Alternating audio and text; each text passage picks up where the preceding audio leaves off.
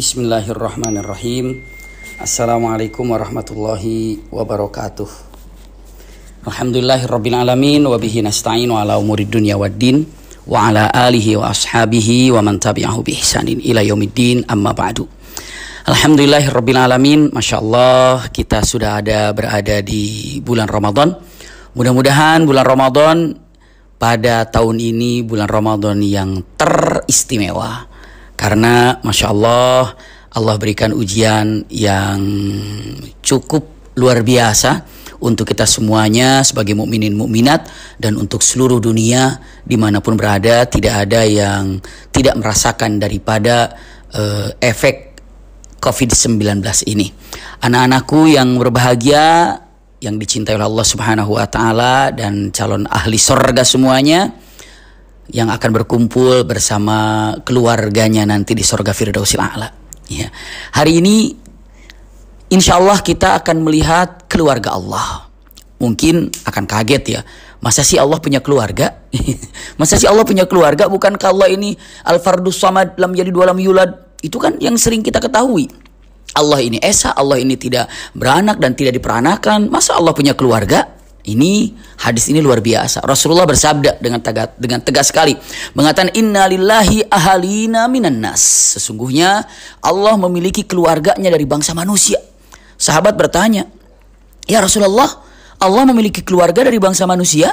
Ya, ada keluarganya Allah dari bangsa manusia. Betul. Siapa mereka? Ya Rasulullah.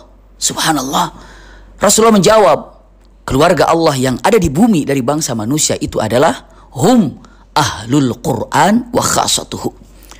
Mereka ini adalah ahlul Quran. Masya Allah, mereka itu ahlul Quran wa khasatuhu, yang mana Allah jadikan subhanallah keluarga yang paling teristimewa buat Allah Subhanahu wa Ta'ala bagi mereka ahlul Quran. Allahu Akbar. Punten, kalau dikatakan kok jadi keluarga Allah ahlullah, kenapa? Karena menghormati orang-orang yang ahlul Quran.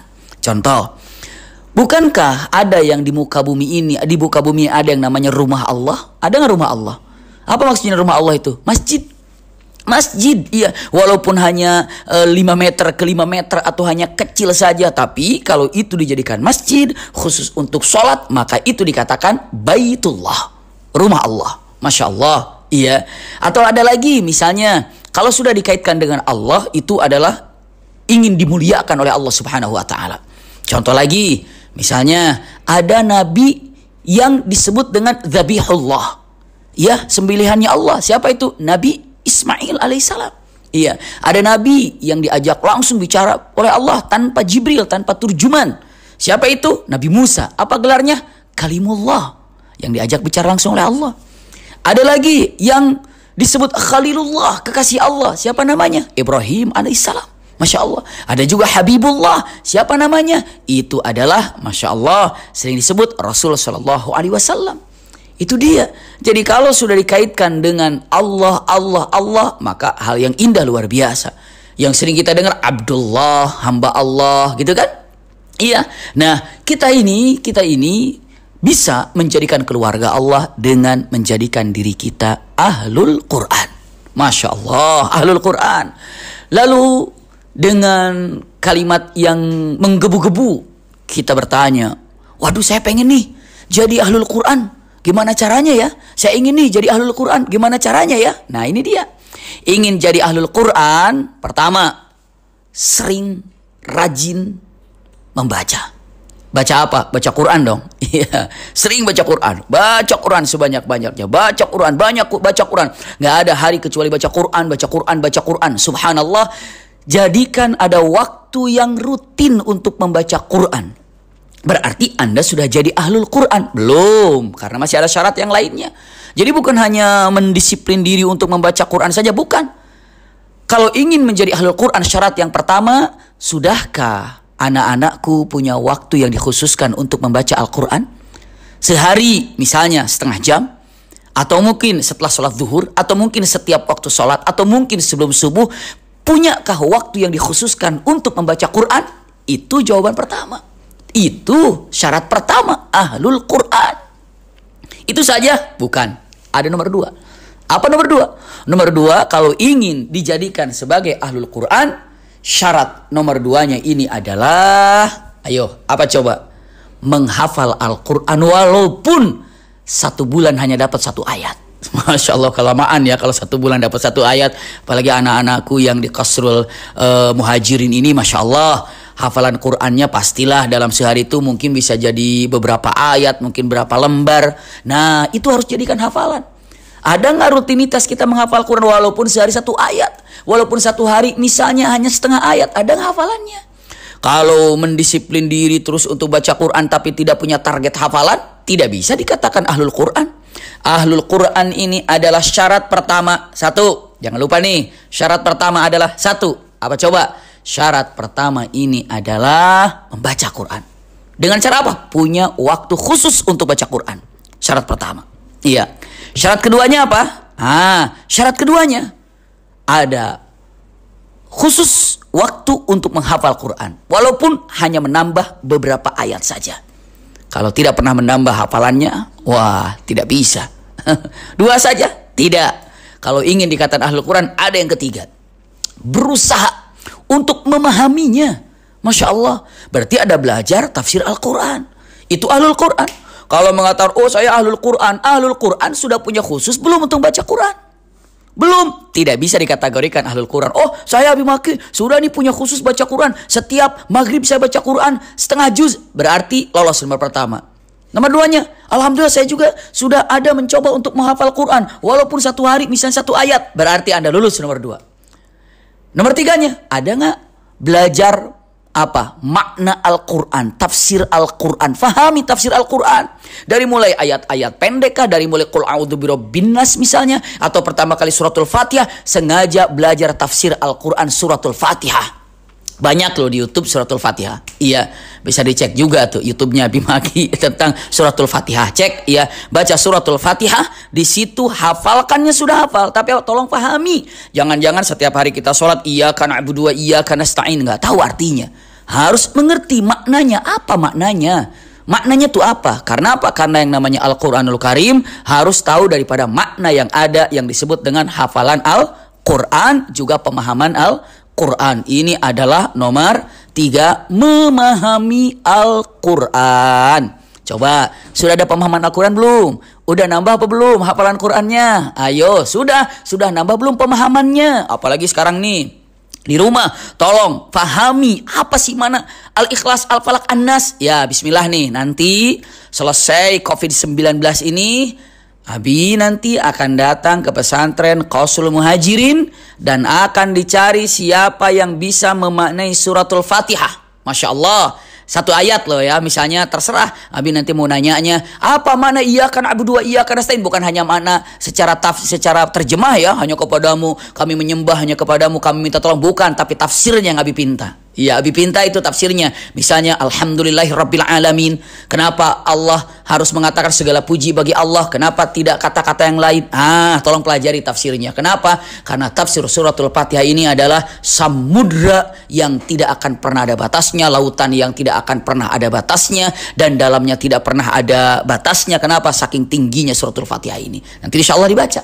Iya, nanti insya Allah ditanya nih ya. Insya Allah. Siapa yang berani nanti insya Allah diberkahi Allah subhanahu wa ta'ala. Amin ya rabbal alamin. Nah, sudah nih, misalnya saya sudah membaca, alhamdulillah. Saya sudah menghafal, alhamdulillah. Saya sudah juga belajar. Oh, belum. Kenapa? Harus nomor 4. Tambah lagi apa? Yang nomor 4 ini adalah menjalankan apa-apa yang ada di dalam Al-Quranul Karim. Kata Al-Quran A, kata Al-Quran B. Apa yang dihalalkan oleh Al-Quran, ambil. Apa yang diharamkan oleh Al-Quran, jauhi. Maka kerjakan apa-apa yang ada di dalam Al-Quranul Karim. Apa-apa yang ada dalam Al-Quranul Karim, apa? Ikuti. Iya. Apa yang dilarang, jauhi. Apa yang diperintahkan, kerjakan. Maka ini adalah syarat yang keempat menjadi ahlul Quran. Syarat keempat untuk menjadi ahlul Quran itu apa? Ya, kerjakan apa yang dikatakan Al-Quran. Apabila diharam kata Al-Quran, oh ini haram. Kata Al-Quran perintah. Banyak sekali kalau seandainya Masya Allah kita ikut dengan apa yang ada dalam Al-Quran, Anda bahagia. Dunia akhirat, akhlaknya pun akhlak Quran. Waduh, aman, tentram dunia ini. Kalau seandainya kita semuanya berakhlak Quran. Bukankah Siti Aisyah pernah bertanya, Siti Aisyah ditanya gini, ya Ummul Mukminin, ya, bagaimana akhlaknya Rasulullah? Apa kata Siti Aisyah? Siti Aisyah menjawab, kamu baca Quran nggak? Baca. Kamu menghafal Quran nggak? Menghafal. Kamu mempelajari Quran nggak? Mempelajari Quran.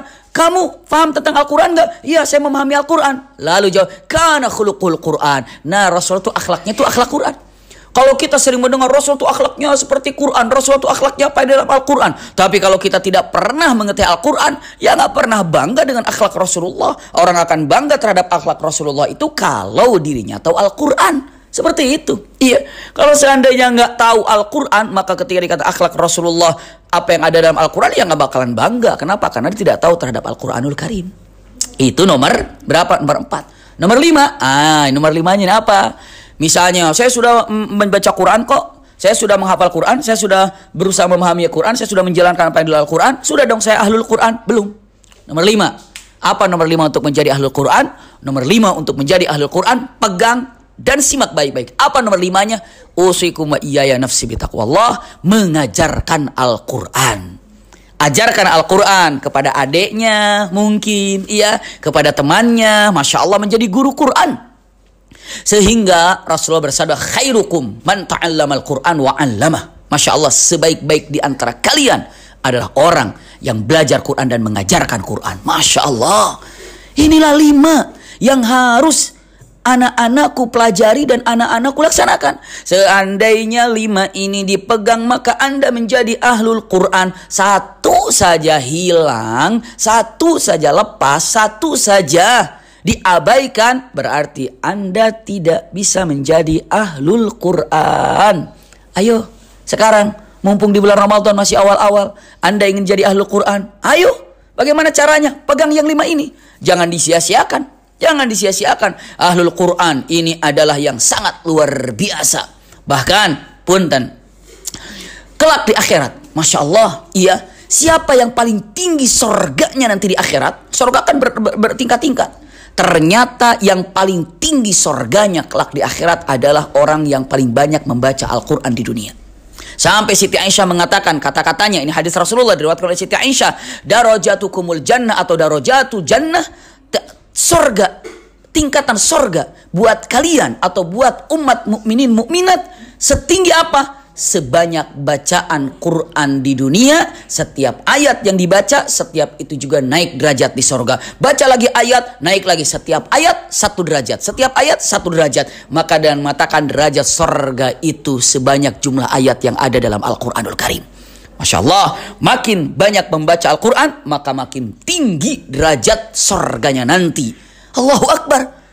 Makanya kalau ingin mendapatkan sorga paling tinggi, naikin. Dan yang paling penting, punten, apabila anak-anakku yang berbahagia nanti menjadi ahlul Quran dan tinggi derajatnya yang paling tinggi, untungnya apa? Anak-anakku bisa menarik orang tua. Ibu bapak akan bisa diambil oleh anaknya menempati tempat yang paling tinggi bersama Anda. Bersama anak-anakku. Ajak orang tuanya, ajak ayahnya. Siapa yang ingin mendapatkan satu keluarga di sorga paling tinggi, maka jadikan anak-anakku ahlul Quran. Kalau sudah menjadi ahlul Quran, ajak ayahnya, ajak ibunya untuk mendapatkan surga paling tinggi. Mungkin di dunia kita tidak bisa memberikan apa-apa kepada orang tua kita. Justru orang tua kita yang selalu memberikan kepada kita. Tapi balasannya apa? Jadikan orang tua Anda tempatnya paling tinggi di surga dengan cara Anda menjadi ahlul Quran. Ini dia, ya. Mudah-mudahan apa yang disampaikan ada manfaatnya. Insya Allah semuanya menjadi ahlul Quran. Doa selalu mudah-mudahan COVID-19 ini segera diangkat oleh Allah Subhanahu wa taala dan semoga kita bisa segera dijumpakan kembali di pesantren, di pondok kesayangan kita yang kita cintai, Qasrul Muhajirin, dan semoga semuanya diberkahi oleh Allah Subhanahu wa taala. Jazakumullah khair ala husni istimaikum. Salam hormat untuk ayah bunda dan keluarga. Wassalamualaikum warahmatullahi wabarakatuh. Sama-sama kita tutup majlis singkat ini dengan kafaratul majlis. Subhanakallahumma wa bihamdika asyhadu an la ilaha illa anta astaghfiruka wa atubu ilaika walhamdulillahi rabbil alamin.